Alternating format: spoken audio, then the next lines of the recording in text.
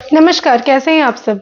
आशा करती हूँ सब बहुत अच्छे होंगे, खुश होंगे और बहुत-बहुत स्वागत है मेरे और आपके दोनों के यूट्यूब चैनल एस्ट्रो पूर्णिमा में आप सभी का और मैं एस्ट्रो पूर्णिमा आप सभी का स्वागत करती हूँ। जितना ज़्यादा हो सके चैनल को शेयर करिए, सब्सक्राइब करिए, लाइक करिए क्योंकि ये हमारा चैनल जो है ये ग्रो कर रहा है और भगवान की दया से हम बहुत जल्दी बहुत अच्छे पोज़ीशन में होंगे। इसी आशा के साथ आज का वीडियो मैं स्टार्ट करती हूँ और एक विशेष बात मैं बताना चाहती हूँ जो कि है 22 तारीख को राम मंदिर का सपना पूरे विश्व में सबके लिए बहुत ही मतलब एक ड्रीम कम ट्रू वाला सिचुएशन रहेगा। जिसको भी अपना घर बनाना है ना तो नीम की लकड़ी का घर बनाइए, उस दिन राम दरबार को उसमें बैठाइए और सरसों के तेल का दीपक 2 लौंग के साथ जलाना शुरू कर दीजिए 41 डेज तक, लेकिन उसी दिन से शुरू करें। देखेंगे बहुत जल्दी आपका घर बन जाएगा। आज मैं जिस विषय में बात करूंगी वो है पौष महीने की पूर्णिमा के बारे में, जो कि है बहुत ही खास क्योंकि पौष महीना में पूर्णिमा वाह वाह मैं क्या ही कहूँ, जिसकी भी धन की समस्या चल रही हो, धन से रिलेटेड प्रॉब्लम चल रही हो, माला माल धमाल होने वाला है अगर इस पूर्णिमा में जो उपाय मैं बताती हूँ उसे आप अगर पूरा कर लेते हैं। जिनकी शादी नहीं हो रही है उनकी भी शादी हो जाएगी, जिनके पास पैसे नहीं आ रहे उनके पास ही पैसे आ जाएंगे। लेकिन उसके पहले वीडियो को ज़्यादा से ज़्यादा सब्सक्राइब करना मत भूलिए और शेयर ज़रूर करिए। तो मैं आपको ये बताने वाली हूँ कि 25 तारीख यानी कि 25 जनवरी जो कि दिन है बृहस्पतिवार का और ये दिन होता है विष्णु जी को समर्पित। तो मैं क्या ही बताऊँ, इस दिन जो पूर्णिमा है, पूर्णिमा का बहुत बड़ा महत्व है।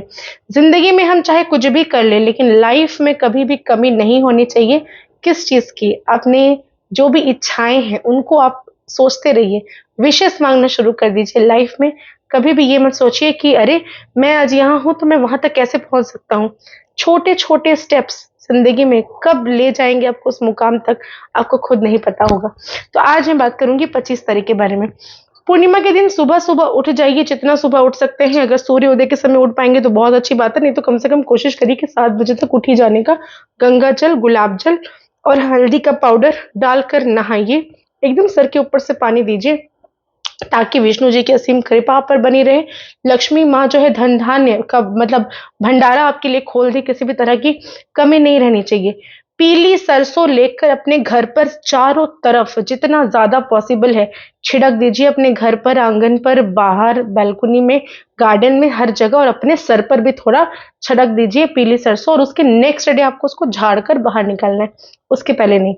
दूसरी चीज, आप विष्णु जी को नैवेद्य अर्पण करिए, मिठाई दीजिए, फल दीजिए, फूल दीजिए। पीले रंग के जितने भी फूल पॉसिबल है, पीले रंग के फूल का आप अगर उनको हार पहनाते हैं, उनको सजाते हैं, संवारते हैं, लक्ष्मी जी को श्रृंगार का सामान अर्पित करते हैं, चुनरी उड़ाते हैं, तुलसी जी की परिक्रमा करते हैं, केले के पौधे में कच्चा दूध और हल्दी डालकर जो भी व्यक्ति आज के दिन अपनी मनोकामना कहता है, विशेषकर जिनकी शादी नहीं हो रही है तो शादी की चीजें जो है वो लग्न लगना उनका शुरू हो जाता है और रिश्ते अच्छे आना शुरू हो जाते हैं। इसके अलावा आपको मैं एक और बात बता देती हूँ, केले की परिक्रमा, केले का पौधा अगर आप तो दान करते हैं मंदिर में तो भी इसका विशेष लाभ मिलता है। और अगर आप केले के पौधे के पास ये जल अर्पण करने के लिए जा रहे हैं, दूध अर्पण करने के लिए जा रहे हैं, जरूर 7 बार परिक्रमा करिए क्लॉकवाइज, ठीक है। उसके बाद उसमें थोड़ी सी गुड़ और चने का भी आप दान लगा दीजिए, उनमें पेड़ के पास रख दीजिए, पौधे के पास रख दीजिए। केले के पौधे के पास थोड़ी देर बैठिए, केले के पौधे की कथा गूगल से निकालिए भाई। अगर पंडित नहीं है तो क्या हुआ, गूगल जी तो है, गूगल से निकालिए, कथा को श्रवण करिए, बोलिए, उच्चारण करिए या फिर मन मन में पढ़ लीजिए, लेकिन जरूर पढ़िए। उच्चारण करने का महत्व ज्यादा होता है। इसके अलावा आज चंद्रमा, विष्णु जी, लक्ष्मी जी और भोलेनाथ सबके लिए एक स्पेशल डे होता है। भोलेनाथ क्यों? क्योंकि वो तो देवों के देव महादेव हैं और उनके मस्तक पर चंद्रमा रहती है और पूर्णिमा यानी कि फुल मून, चंद्रमा को अर्घ देना हम कैसे भूल सकते हैं। आज के दिन विशेषकर आपको खीर जरूर बनानी है। खीर में केसर का प्रयोग करिएगा और चीनी की जगह मिश्री का प्रयोग करिएगा। क्यों? क्योंकि मिश्री का अगर आप प्रयोग करते हैं तो धन धान्य में वृद्धि आती है, घर पर सुख शांति का वातावरण रहता है और केसर हमारे गुरु को स्ट्रॉन्ग करने का काम करता है, मजबूत बनाता है। तो इसीलिए इसी तरह से खीर को बनाइए, चंद्रमा को चढ़ाइए, विष्णु लक्ष्मी जी को चढ़ाइए और भोलेनाथ को अर्पण कर दीजिए। यकीन मानिए जिंदगी में ऐसी कोई चीज ही नहीं रहेगी जो पूरी ना हो सके। आपको मैं एक खास उपाय और बताने वाली हूँ। चंद्रमा को देखकर कच्चे दूध का अर्घ जो व्यक्ति देगा उसके मन में शीतलता तो आएगी ही, बहुत डिप्रेशन में भी अगर वो व्यक्ति है, डिप्रेशन दूर चली जाएगी, चीजें बेहतर होती हुई नजर आएंगी लाइफ में। खीर का भोग दे दीजिए चंद्रमा के नाम पर, उसको चलनी से ढाक दीजिए। सूर्य उदय होने के पहले उस खीर को वहां से लीजिए और सभी खाली पेट में खीर का सेवन करिए। यकीन मानिए निरोग काया चाहिए ना, तो हर पूर्णिमा में इस काम को आप कर लीजिए। आप विश्वास नहीं करेंगे, तन का सारा रोग जो है वो खत्म हो जाएगा। भयंकर से भयंकर बीमारी होने की आशंका भी होगी ना, तो वो भी समाप्त हो जाएगी। अगर आपको ऐसा लगता है कि आपको लक्ष्मी कहीं से नहीं मिल रही, प्राप्त नहीं हो रही, तो आपको क्या करना है, 11 पीली कौड़ियां आपको लेनी है। पीली कौड़ी थोड़ी डिफरेंट होती है देखने में, जिसको हम लक्ष्मी कौड़ी भी कहते हैं। मेरे पास अगर होती तो हाँ, मैंने है तो जरूर, मैं आपको दिखा भी देती हूँ। आप चाहे तो हमारे पास से भी ऑर्डर कर सकते हैं। और एक कौड़ी की जो दाम है ना वो 250 रुपये होती है। जी हाँ, मैं आपको दिखा देती हूँ। ये ऐसी वैसी कौड़ी नहीं है, इसको ना हम लक्ष्मी पीली कौड़ी कहते हैं। ये देखिए, आपको मैं दिखा पा रही हूँ, शायद आप ये नजर, एक की दाम 250 रुपये है। कम से कम 11 कौड़ियां आपको ऐसी चाहिए। ठीक है, इस तरह की 11 कौड़ियां आपको लेनी है। देख लीजिए ध्यान से, ये ओरिजिनल कौड़ी है और अभिमंत्रित करके हम देते हैं अपने पास से। आप चाहे तो ऑर्डर कर सकते हैं, 250 रुपया पर कौड़ी का प्राइस है। मैं नहीं छुपाती, क्योंकि देखिए चीजें बेहतर हो, मैं ये चाहती हूँ। तो 11 इस तरह की कौड़ी आपको लेनी है। ठीक है, लेकर आपको पीले रंग के कपड़े में इसको रखना है। रखकर आपको पूजा करनी है, अभिमंत्रित करनी है। पूजा मैं अभिमंत्रित करके आप मंगवाते हैं तो आपको पूजा करनी है।